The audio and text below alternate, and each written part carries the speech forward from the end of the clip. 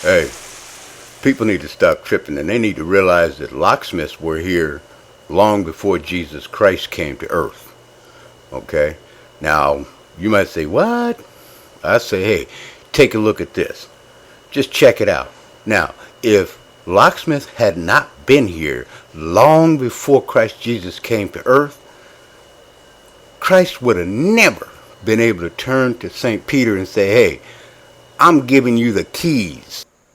Man, there's all types of locks, all types of locksmiths, everything from on, off to open, closed.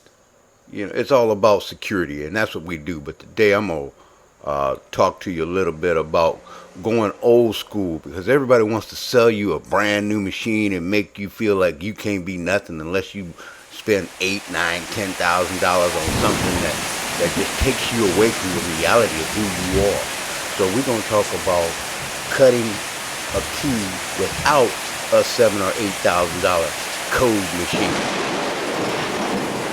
Yes, we're doing a Hyundai, and we're going to use the HY14 keyway, and we're going to prep it, and we're going to cut a code.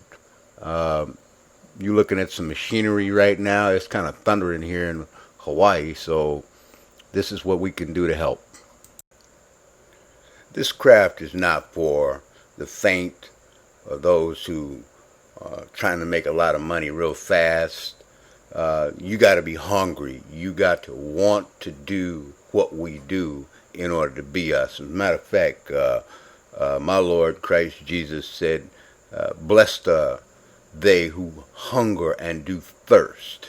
Now, he went on to say a little bit about something else, but I'm going to tell you this. If you don't want to be this, get out of it and stop taking food off of somebody else's table.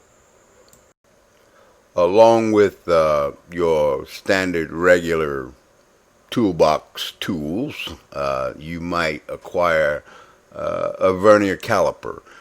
You might decide to go ahead and get pretty good with your decimals, fractions, things of that nature, because this vernier caliper here is what you're going to use quite often. You might get used to using a calculator.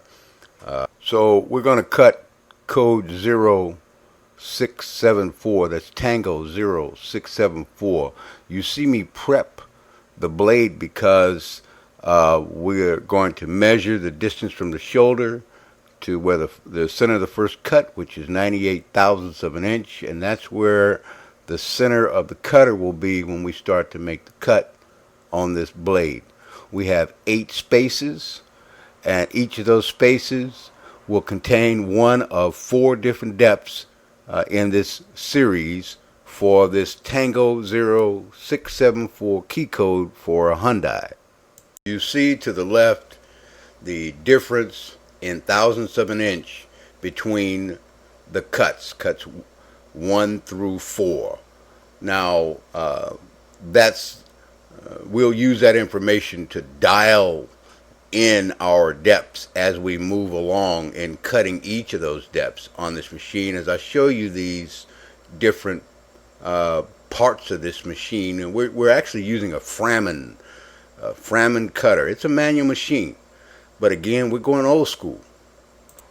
Now we're going to go ahead and cut this key also. You'll see that it's a pretty simple operation as long as you have a basic knowledge of the use of the equipment and the requirements as far as the fabrication that you have engaged in.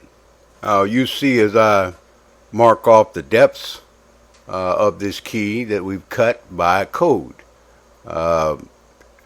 My whole thing is that you shouldn't have to cut every key by the code in this fashion. The objective here is to show you that yes, you can cut code, but you can also make yourself a set of depth and spacing keys.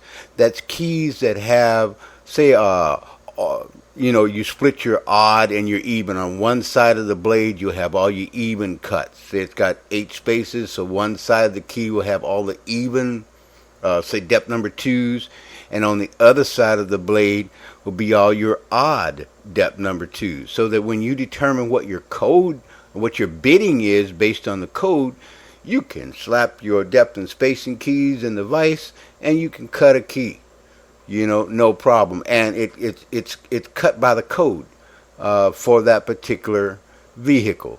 That's how it's done. That's how you get around needing some $7,000 or $8,000 machine that somebody made that's not even a locksmith, and they made it so that at some point in time it's going to fail. And where are you going to be if you don't know the basics of doing what you're supposed to do?